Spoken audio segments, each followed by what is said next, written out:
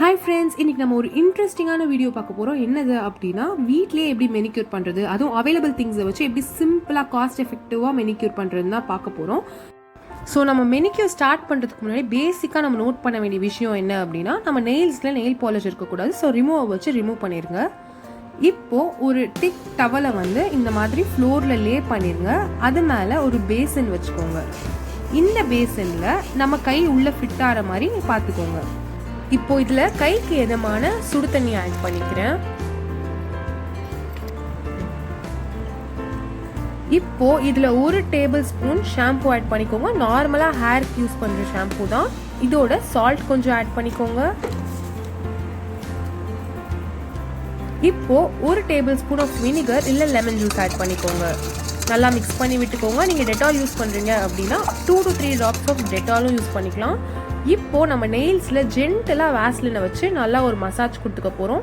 எதுக்காக இந்த வேஸ்லின் நம்ம அப்ளை பண்ணுறோம் அப்படின்னு பார்த்தீங்கன்னா, நம்ம இந்த இதில் வாட்டரில் சோக் பண்ணி முடித்த பிறகு நம்ம நெயில்ஸில் டெட் செல்ஸ் ரிமூவ் பண்ணுறதுக்காக கொஞ்சம் ஒர்க் பண்ணுவோம். ஸோ அந்த டைம் நம்ம நெயில்ஸ் டேமேஜ் ஆகாமல் பார்த்துக்குவோம். ஸோ நல்லா ஒரு கோட்டிங் அப்ளை பண்ண பிறகு 5 to 10 minutes தண்ணியில், இந்த சுடு தண்ணியில் நல்லா சோக் பண்ணிக்கோங்க. இந்த 10 minutes ஆயிடுச்சுங்க. இப்போ ஜென்டலாக அந்த தண்ணியை ட்ரை பண்ணிடுங்க. இப்போ இந்த பேசிக் நெயில் கிட் தான் நான் எனக்கு யூஸ் பண்ண போகிறேன் மெனிக்யூருக்கு. இதில் வந்து நெயில் புஷர் அப்படின்னு சொல்லிட்டு ஒன்று இருக்கும். ஸோ அதை வந்து இந்த மாதிரி நம்ம நெயில்ஸில் டெட் செல்ஸ் எல்லாம் ரிமூவ் பண்ண யூஸ் பண்ணோம். ஸோ இந்த மாதிரி ஜென்டலாக ஸ்க்ரப் பண்ணிக்கோங்க. பாருங்கள், ஒரு லேயர் ஆஃப் டெட் செல்ஸ் வெளியில் வரும்.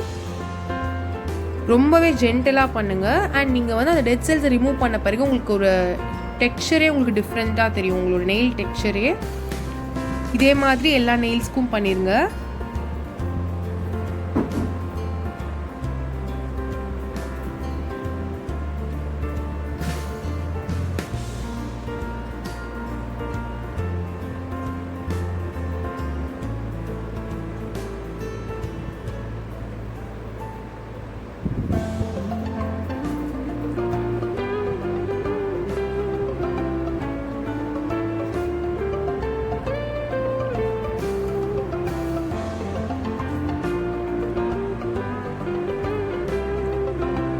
எல்லா நெயில்ஸ்க்கும் பண்ணி முடிச்சிட்டேன். இப்போ வந்து இந்த மாதிரி ஒரு கட்டர் இருக்கும் பாருங்கள். அதே நெயில் கிட்டில் உங்களுக்கு ஒரு கட்டர் கிடைக்கும். ஸோ இந்த கட்டர் எதுக்கு அப்படின்னா, நம்மளோட சைடில் இருக்க டெட் செல்ஸ் எடுக்கிறதுக்கு. இப்போ வந்து நம்ம நெயில்ஸில் இருக்க டெட் செல்ஸை ரிமூவ் பண்ணோம். பட் நெயிலை சுற்றி இருக்க டெட் செல்ஸை ரிமூவ் பண்ணுறதுக்கு தான் இந்த கட்டர். இந்த கட்டர் யூஸ் பண்ண போது ரொம்பவே கேர்ஃபுல்லாக இருங்க. ஏன்னா இது ஸ்கின்னை கட் பண்ணுறதுக்கு நிறையவே சான்சஸ் இருக்குது. உங்களுக்கு டெட் செல்ஸை கட் பண்ண போது உங்களுக்கு பெயின் இருக்காது. ஸோ அந்த மேலாப்போ நீங்கள் வந்து அந்த இதை கட் பண்ணுங்கள். ஸோ பாருங்கள், இந்த மாதிரி ஒரு லேயர் வரும். அதுதான் நம்மளோட டெட் செல்ஸ்.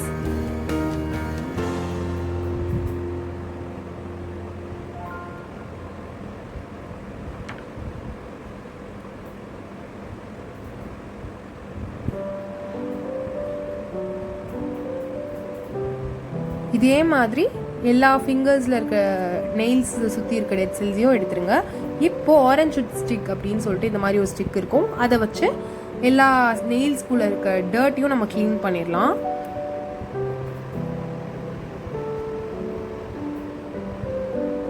இந்த மாதிரி க்ளீன் பண்ணிட்டே வாங்க.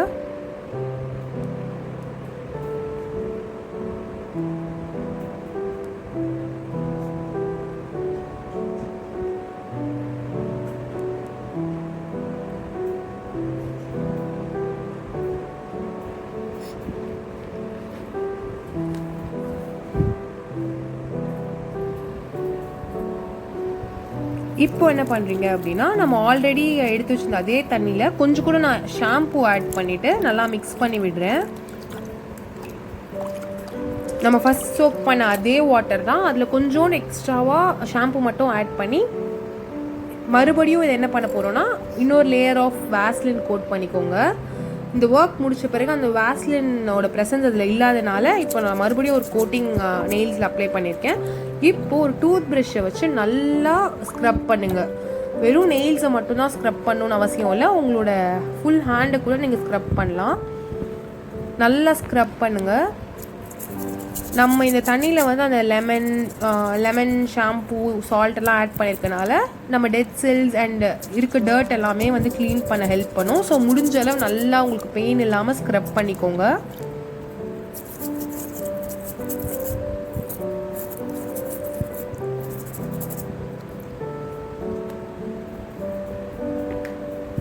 இது ஸ்க்ரப் பண்ணி ஃபுல்லாக க்ளீன் பண்ணி முடிஞ்ச பிறகு நல்லா டவலை வச்சு துடைச்சிருங்க.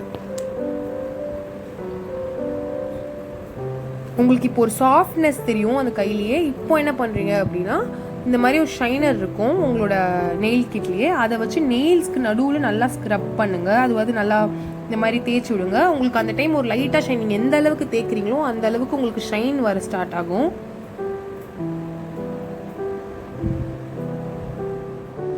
இது ஆக்சுவலி நம்ம நார்மலாக நெயில் பஃபர் வச்சு பண்ணுவோம். அண்ட் நெயில் பஃபர் இல்லாத டைமில் இந்த மாதிரி நெயில் ஷேப்பரை வச்சு கூட நீங்கள் அந்த நெயில்ஸ் நடுவில் வந்து இந்த மாதிரி தேய்ச்சி விட்டீங்க அப்படின்னா நல்லா ஷைன் கிடைக்கும். அண்ட் அந்த ஷைன் முடிஞ்சோடனே இப்போ நெயில்ஸை ஷேப் பண்ண ஆரம்பிச்சிருங்க. உங்களுக்கு என்ன ஷேப் உங்களுக்கு ப்ரிஃபர்டாக இருக்கோ அந்த மாதிரி உங்கள் நெயில்ஸை ஷேப் பண்ணிக்கோங்க.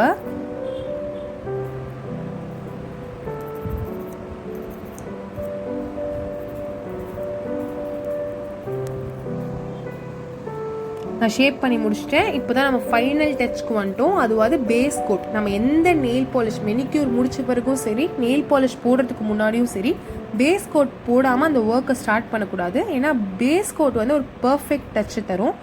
ஸோ வந்து நெயில் பாலிஷ் போடுறதா இருந்தாலும் சரி, மெனிக்யூர் கம்ப்ளீட் பண்ணாலும் சரி, பேஸ் கோட் போட்டு கம்ப்ளீட் பண்ணுங்கள். உங்கள் நெயில்ஸ்க்கே ஒரு பர்ஃபெக்ட் டச் தரும். அண்ட் ஒரு நல்ல ரிசல்ட் உங்கள் நெயில்ஸில் பார்க்கறதுக்கு வீக்லி ட்வைஸ் இந்த ட்ரை பண்ணுங்கள்.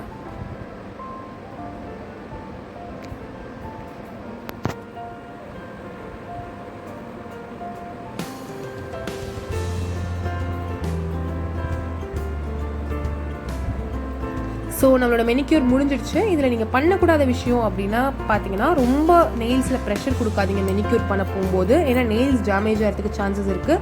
அண்ட் நீங்கள் ஸ்க்ராப் பண்ண போகும்போது நெயில் ரொம்ப ப்ரெஷர் கொடுத்தீங்க அப்படின்னா நெயிலோட டெட் செல்ஸ் மட்டும் வராமல் நெயில்ஸோட இதுவும் பீல் ஆக ஆரம்பிச்சிடும். அண்ட் நெயில்ஸ் உங்களுக்கு பர்ஃபெக்டாக இருக்கணும் அப்படின்னா நெயில்ஸ் எப்போவுமே கடிக்காதீங்க. அண்ட் நெயில்ஸில் ரொம்ப நெயில் பாலிஷ் அப்ளை பண்ணாதீங்க. இந்த வீடியோ உங்களுக்கு பிடிச்சிருந்தா இந்த மாதிரி நிறைய வீடியோஸ்க்கு சேனலை மறக்காமல் சப்ஸ்கிரைப் பண்ணுங்கள். அண்ட் ஃபீட்பேக் கண்டிப்பாக ஷேர் பண்ணுங்கள்.